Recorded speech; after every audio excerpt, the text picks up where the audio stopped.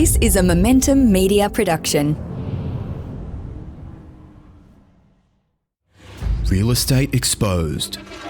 Real Estate Gym's Tom Panos and REB's executive editor Philip Tarrant reveal the hard-hitting truth about what's happening in Australia's real estate industry. And we're live. Tom Panos, Phil Tarrant, Real Estate Exposed special. The Block 2003 edition. Tom Panos, winners are grinners. How you going?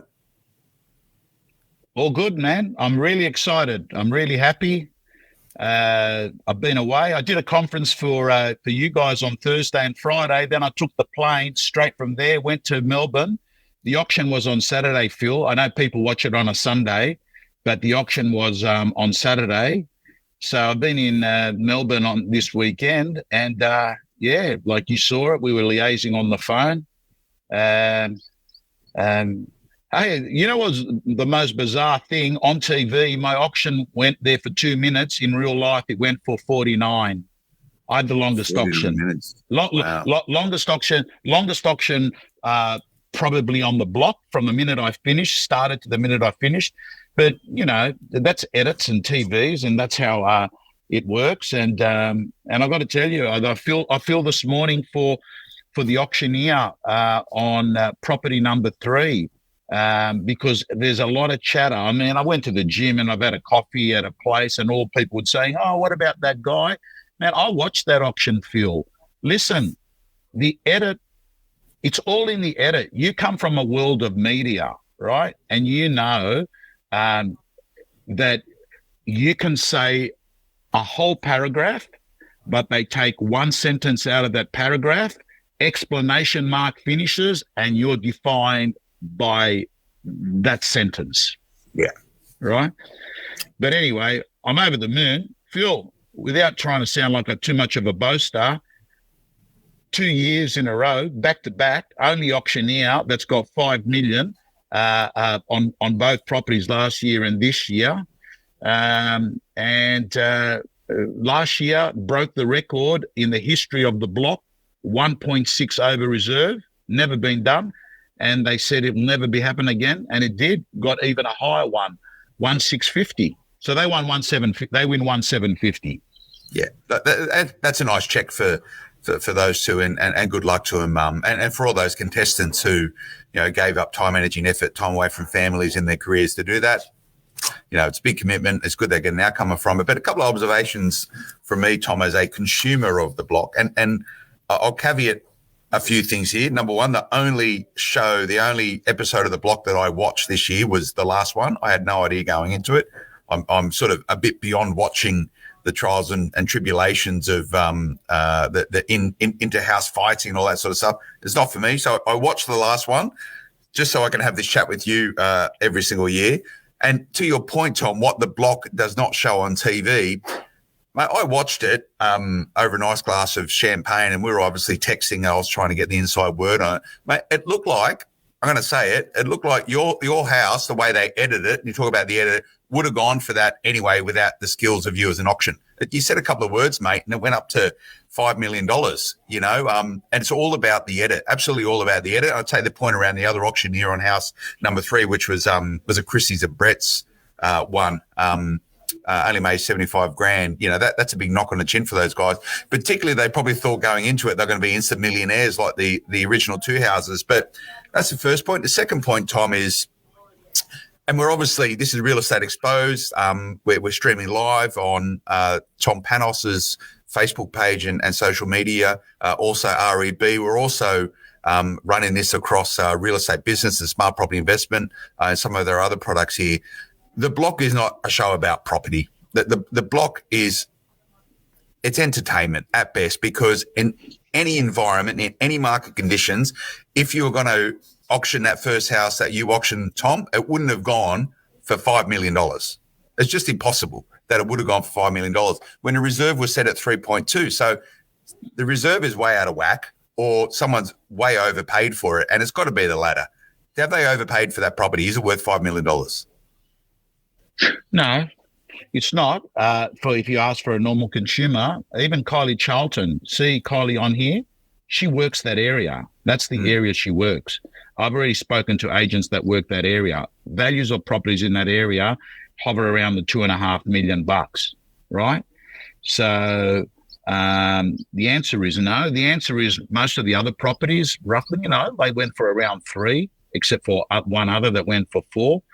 So you're probably right that those prices were, for the 2 properties were a lot higher. Listen, Phil, the one I did went for 5 million. There's another one that went for 2,980,000 or 3 million. I don't even know. I'm like you. I've watched 3 episodes of The Block, me auctioning each year. That's it. I don't watch anything else. It's actually a bit embarrassing because a guy came up to me afterwards and shook my hand. He said, "Well done, mate." And I said, "Congratulations." I thought he was a real estate agent. I go, "Good luck. I hope you go out and smash it today, mate. And I hope you get some good bids and you hit it hard." And he goes, "Mate, I'm a contestant." And I just stared at him and I just told him straight. I said, "Listen, the only contestants I know is Steph and Gian because I met with them for the auction." But Phil, if you can just look, okay. So, yeah, I agree with you. And it's okay. It's okay. It's good TV. Like, it's good TV, and that's okay. I think that the point is, Tom, how do people who are actually interested in making money in property and understanding market fundamentals not to get too carried away with some of the results of the auction last night? It's a real world market. Real estate, the price of a property is what anyone's willing to pay for another day. And guess what? Yesterday, on Sunday, someone was willing to pay $5 million and $4 million for those block properties. So that's what they're worth, aren't they? Mm. I think what they're worth is, I think also, Phil, you have to understand that the currency and the prize that people are involved in on the block is different to real life. I mean, I've got to tell you, you've got to be a chameleon. At the end of the day, I know when I go auction on the block, that guy that's going to buy my property most likely won't be living it in there. Why is he bidding? Why is he bidding? So my head goes straight down. Get back, peel the onion, get down to the bottom layer. What is the driver of this person? And what the edit doesn't show you in the 47 minutes was there is how many times I pumped up Adrian Portelli's company. What the edit doesn't show is how many vendor meetings and how many buyer meetings I had prior to auction with people. What the auction in those 30 seconds or 40 seconds doesn't show is what you had said to the buyers are the potential things that are going to happen and what you told them to do. So that's the difference with an auction. I know Adrian Portelli bought mine. He's a person that needs the media because it drives his brand and his business. And you need to know that as an auctioneer because it affects the way that you address and speak to him during the auction, right? They cut it out in the edit. Channel 9 didn't put the edit, but during the auction, like he wasn't to know, I kept on saying, "Well done, LMCT plus. That's the money man. That's the man." Kept promoting his business, right? And, mate, people like people that like them. And I'm happy you answered that question that way, Tom, because, and I think this gives some insights into why you're regarded as not only a great sales coach in real estate, but also the auctioneer that other auctioneers try and emulate. Every single auction is different. It's getting down to why people will buy and being able to tactically drive a auction result with that in mind, and you do it time and time again. So really the price is irrelevant, 5 million, 4 million, whatever it is. It was your ability to actually understand the nuances of the environment, the nuances of the room, the nuances of the attitudes of the people and the profile in the actual room of the auction day and drive that price upwards. I'd like to see the full auction. I think the block should do little outtakes or the block extras, whatever they call them, and show that whole 45 minutes, 47 minutes of your auction to actually see how you go about doing it. Because I think that would probably dispel a lot of questions and actually give some real inside view into how a good auctioneer is a master of their craft. So, I mean, to give you an example, I'm not quite sure because I know that they run very quickly through the edit. They've got about 12 hours, really daytime hours to do the edit from Saturday to Sunday. But I mean, look, I was at my auction, so I can tell clearly from start to finish. I wasn't at a lot of the other auctions, but I can tell you some of the things that were said there at one stage. I said to Adrian Portelli, when the bid was at 3,999,000, I looked at Adrian Portelli and I said, I've got to let you know, one hot day doesn't make a summer. Are you the real deal? Right? They didn't show that, right? They didn't show the fact that once he had got to 5 million, and I was sitting there and I was saying, ladies and gentlemen, this is the real deal. We officially do have a new man of the block, and the cameras should have been turning to Danny. That's the stuff that you don't see. And also, contrary, like I feel, and don't get me wrong, I realize there's an element of luck, right? There's an element of luck. And luck, look, I also have a view on that. You make your own luck. I get asked by most of the contestants, most of the last few years, to do their auctions. I'm not stupid. I'll go pick the house that I think has got the best chance of winning. There's no luck in that. There's me doing due diligence. There's me sitting there, going over to the property from Sydney there, sussing out, getting a feel of, hey, do I think that regardless of renovation, does this home have the KPIs, land size, situation, facing? All these things matter for you. I mean, I know that because in 35 years of real estate, you got to accept the position and the land size and the aspect. They're not changeable, right? So even if you stuff up in the reno, that can be changed. And a lot of these houses, they go off and they do change things to people that buy them, right? But what you can't change is the position, whether it's north facing. You can't change the size of the block of land. And any valuer that does, if you get a proper valuation done, the valuation is highly dependent on the dimensions of the block, the dimensions of the land, you know? So just pulling that apart then, Tom. So they say, Tom, will you be an auctioneer this year? You say yes. You get to choose. So you get first crack at what you choose. You're just not assigned someone. Oh, so I know Channel 9 don't approach me. Contestants approach me, right? Oh, contestants approach you. Yeah. Okay. Contestants approach me. And I get approached, and I'll get approached by most of them next year because the average person turns around and says, oh, well, he got 1.6 million last year, got 1.7 this year. We'll give him a go. And, we'll see. I'm selling some properties now. Can you auction my properties, mate? I'm trying to sell some stuff 100%. right now. I'll tell you one thing, you got a bit of real estate, because I know you've been selling a few things and there's a couple there for sale. You've collected a few properties along the way, haven't you, Phil? I'll try to, but and this is the point, Tom. You know, the block is good TV. What I try and discuss and try and unwrap and try and give common sense to with you amongst a bunch of other people I rely on is the realities of real estate. You know, how do you actually play the real estate game? How can you transact your way through real estate to create wealth? And that's very much what we do here at Momentum, is what we do on Smart Property Investment and all of our other products. But and that is a key thing.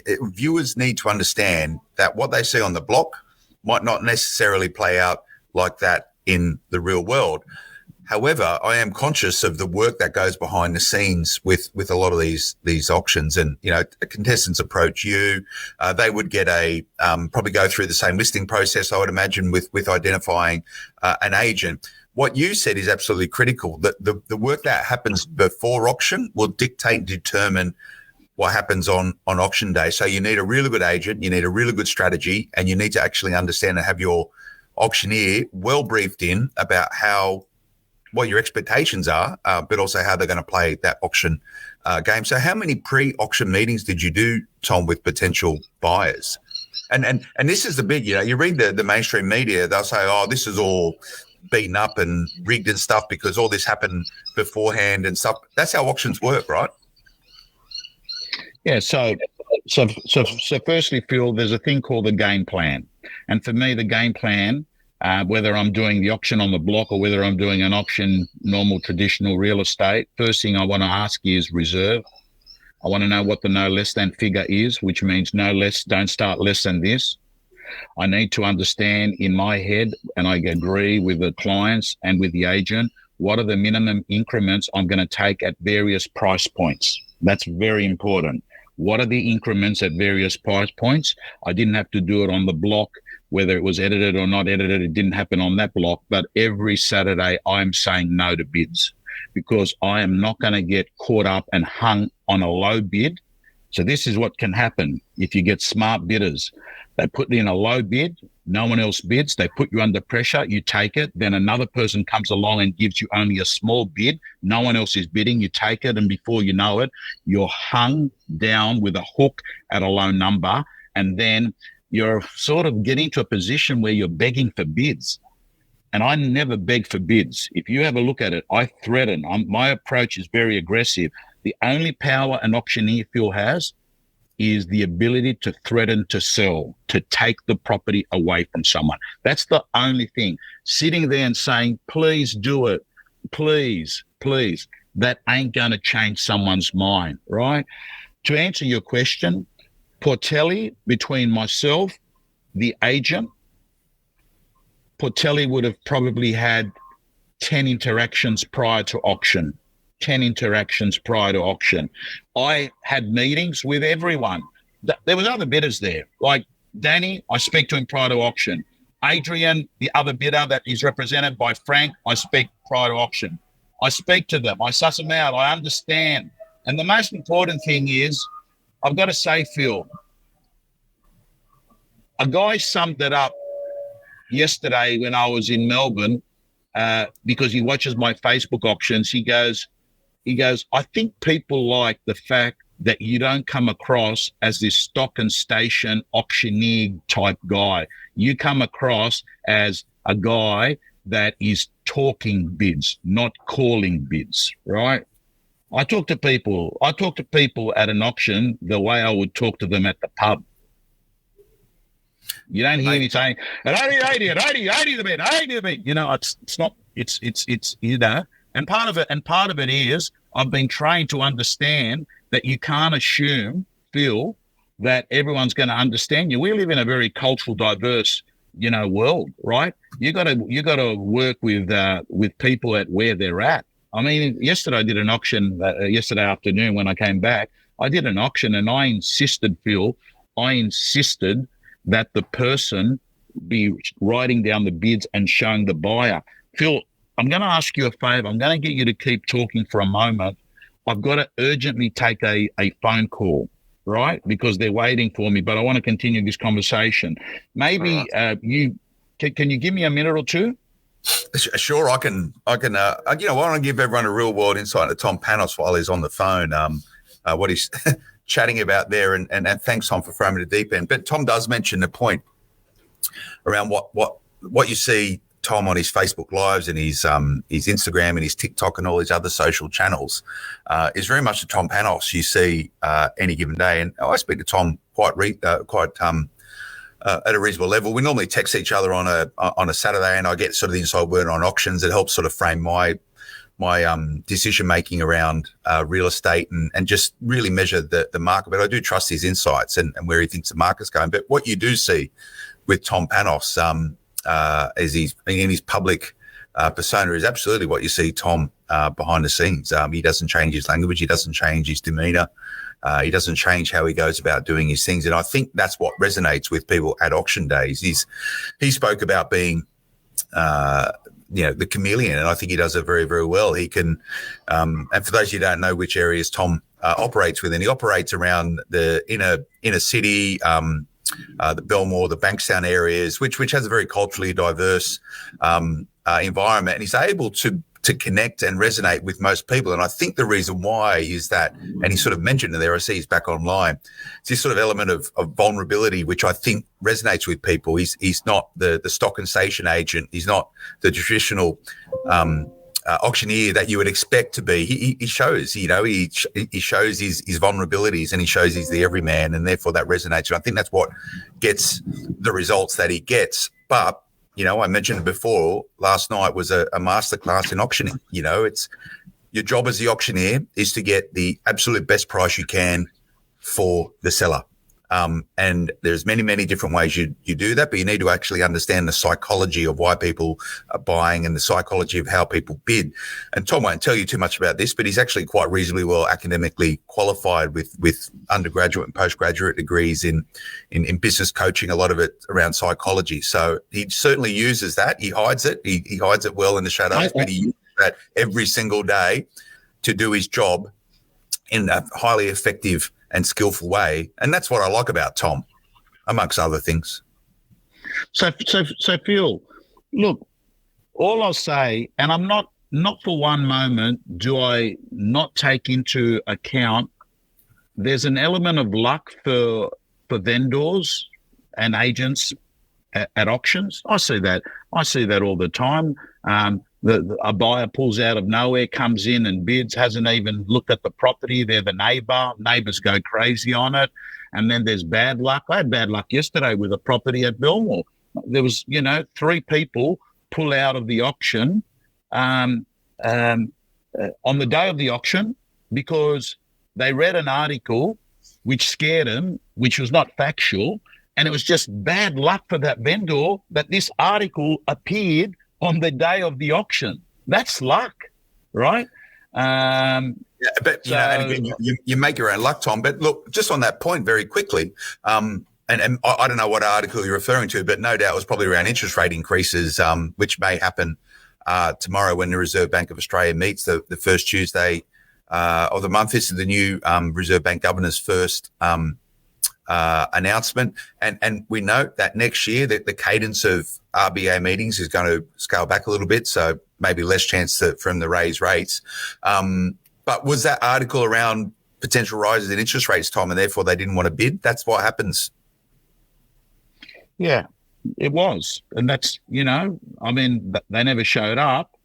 But I've got to say, Phil, my view with interest rates and real estate, I'm a lot more chilled out with than rates, because I've been buying like you real estate for a long time. I bought my first property when I was around 19 or 20 years of age in Victoria Road, Punchbowl. And I've got to tell you, you take out a loan, the loan rates on the loan go up and down for the term of the loan. What's the average term of the loan someone's going to have? 20 years. So really, you date interest rates, but you actually marry the property. Don't get too hung up on the fact that your interest rates is a fling. Today they're 4%. Next year they're 6%. The year after they're 2%. Right? They go up and down. You don't make a permanent decision on temporary data. You date the interest rate. You marry the house. Where do you get this from? Where did that pop into your head one day? Just driving along, just went, oh yeah. No, I was at an auction. I clearly remember. I was at Padstow, and I said to the guy, "Give me another 5,000, sir." He goes, "No, I don't know if you heard. Interest rates went up last Tuesday." I said, "Do you like the house?" He said, "Yes." I said, "Well, you're marrying the house. You're only dating interest rates." And I thought, bang! Everyone just, their eyes popped up. You can say 50 things and nothing works, and then you say one, it works, and then you keep it. That's what speakers do. I like it, Tom. So back to the block. A couple of questions. Do they tell you what to say when you're on the block on front of TV? Are they scripting you at all? They just go, "Tom, do your thing." Yeah, but they don't show it. The first one is Channel 9 will sue anyone that takes any of this information and publishes it before the airing of the block. So there's a long thing I read out to everyone there. And they reserve the right. Then I read out all the terms word for word, which is boring, but I have consumer affairs. They're at the block. The same inspectors have been there year in, year out. I actually even tell the inspectors prior, this is what I'm reading out prior to the block. They say, yep, great. So they're the only two things. The rest of the stuff, that you can do whatever you want. Okay. Do you enjoy it? Do you enjoy doing it? I've enjoyed. Look, so far so good. All three, Luke and Josh. I've to me, the three people I've had are three groups of people that if I wasn't doing their auction, I'd have a good time with. right? Steph and Gian, I can relate. Greek Italian heritage, inner Westies, Sydney couple. Oz and Omar was brought up with people of Lebanese descent in Belmore, Lakemba, do auctions in Greenacre. They made me laugh. Luke and Josh, two guys. Mate, if Luke and Josh rang me up to go to the pub and they hadn't won the block or weren't there, they make me laugh. Two brothers, could relate to them. Their dad's got, the dad goes through chemo. So I like it. I reckon the clients that you have, a lot of it's, I think that helps a lot. The bits that I don't like is having to leave 13, 14 auctions in Sydney to get one auction fee. In Melbourne, having to sleep away from home, having to have other people control your life on the day, which is Channel 9. They're sort of saying, you've got to come here, you've got to do that, stop, start, ambulance is coming. Like that's another thing. A person fainted during my auction, ambulance came. We stopped the auction. The auction stopped for half an hour. Right? Wow. It's very long auction, very long. Yeah. And that was supposed to be a bidder for that fifth property, I think they said, potentially. No, it was a bidder on my property too. They were there. They'd come to bid on. They were there for my property. They were bidding on that property. Do you reckon? So I lost that bid. Yeah. You've got the usual suspects rocking up to bid at these auctions. Now, Danny, Adrian, Frank Valletta, who is a buyer's agent. Hughesy's there. Like, how are they going to get some new blood in there to bid? Like, you would just assume watching the show that there's only 4 or 5 bidders there. Is there actual other people there who are ready to buy, like genuine bidders? I don't know about the other properties. I know for my property, it was 1, 2, Adrian, Portelli, another Adrian, Frank Valletta, another guy who was going to bid, but it went out of it. And there was, apart from Adrian and Danny, I did have another 4 bidders on my properties. Okay. Yeah. 4 people that were going to bid. 4 people are going to bid. Any other questions coming through, Tom? You can, I'm sure, and if anyone's got any questions direct for Tom, where you get the chance, it's a good opportunity to do it. Well, are all the cameras in your face the whole time? Is there a lot of is it subtle or is it like full on when you're on the auction floor there at the block? Well, there's your main camera. There's one main camera, and they tell you that's your main camera. But I let the camera follow me. I don't follow the camera, right? Because if I follow the camera, I can't be focused on actually the bids because I'm actually having my brain calories go spend time on another issue. I let the camera follow me. I just do my thing, I just want to be relaxed and take my jacket off, roll up the sleeves, I know my daughter would be saying, "Oh, Daddy, well, you should have put your suit on. You shouldn't have had your sleeves semi like that. Should have shaved." Just prefer. Well, this is the authenticity, right? Just do what you do, and I think a lot of real estate agents can learn from that, and auctioneers and other people that operate in and around property, because I think a lot of people in real estate, this is for our REB audience and all those agents tuning in, try and emulate someone else and try and be that person and act and behave like them, thinking that that's how they should go about building their career through real estate. Whereas there's something about being yourself, Tom, isn't it? Yeah, Rebecca, I'll answer this question. The first 2 blocks I've done last year and the year before, they did nothing. This year, I'm about to start, and a guy comes up, he goes, "Oh, how do you feel about if we put some makeup on?"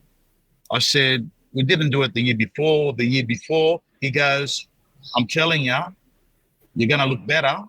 So they quickly just got this girl come around from next door, and she just went pat, pat, pat, 2-3 minutes. So I did actually have makeup on yesterday. Do you think you look better? I wasn't happy about that. I didn't think. No, I never liked watching myself and listening to myself. Anyway, I think a lot of people are like that,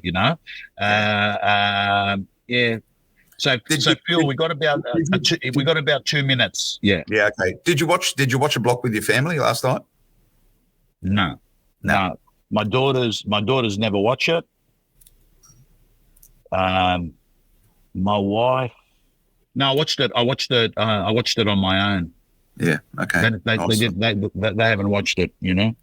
Yeah. Any other questions? We're going a couple of minutes, Tom. Anything coming through there? Do you think the producers should change the rules and redistribute the prize money after a certain point? Steph and Gian won 25 times more than the lowest team. Should the auction start at 3.2 million? There's a couple of questions there. Should they redistribute the prize money? Probably not. I think gamification is part of our life. If you think, Penrith Panthers don't say, "Oh, we're going to share the trophy with the team." They don't do that. No one does it in sport. Djokovic doesn't turn around and say, "Oh, man, I was lucky today. You deserve it." Should the auction start at 3.2 million? Well, I'm not. I mean, I told you what I think, Phil. I think that you shouldn't. You should have a no less than figure that you're going to start off with, and even if you have to use a vendor bid. What's this question here? Someone told me that the land value in the area is about 2.2 million. When you add building costs for getting it built for around 1 point, building costs houses should sell for around 4.4 million. Someone told me the land. I'm not sure. Why do you always win? Because I'm smart, David. Margaret, the show could be cancelled. It has caused a housing crisis. Margaret, I don't think the show has caused a housing crisis. I don't think the house has caused a housing crisis. Well, let's see what other questions. Com could have actually all on the block, one after the other. He's fair, fam. Yeah, I like you. Yeah, Christine, you're 100% right. I won't read it all there, but it's a compliment. You can't. I don't think you can auction every house, because I think what will happen is it would be difficult to sort of be representing one party, then go to the next one. I don't think so, Phil. But we're very keen, Phil. We really do need to start having a weekly conversation about behind the scenes real estate. Today's behind the scenes about the block, but I've got to tell you, the block is one day of the year. Real estate is every day of the year. Every day of the year is real estate. So we're going to kick it all up and running next year, Phil. So, Phil, it's great to see you again. I've got to get on to a meeting. I should have been more intelligent about the way I spaced my day. And, I'm going to bring Phil. Yeah, we should bring Phil down to the block, 100%. Maybe REB. REB needs to be there. I know Channel 9 are going to have your hand cut, but being there, you can be there. You can actually come and buy something, Phil, You got money. Oh. You got money. You should buy something, Phil. Lazy 5 million sitting around, put into a property worth 3.5 million. Mate, I'm a property investor. I'm not looking for celebrity status, mate. Anyway, Phil, it's good to see you again. We have to catch up face to face before Christmas. Mate, absolutely. And we'll see everyone back for Real Estate Exposed next year. See you guys. This is it. Actually, Todd, I've got to tell you, very underrated. Show respect to every possible person. And in fact, the one thing I'll say, Phil, if you come to my auction, someone said to me, how do you do 10, 13 auctions every Saturday? I talk as less as possible during the auction. Don't make it about you. It's about the buyers. It's their time. It's about the vendors. It's about the property. And I think it's a very, very important thing you do. And we saw it in previous years. When you disrespect the buyer reacts. We even saw elements of it this year. Phil, we'll see you soon. The information featured in this podcast is general in nature and does not take into consideration your financial situation or individual needs and should not be relied upon. Before making any investment, insurance, tax, property, or financial planning decision, you should consult a licensed professional who can advise whether your decision is appropriate for you. Guests appearing on this podcast may have a commercial relationship with the companies mentioned.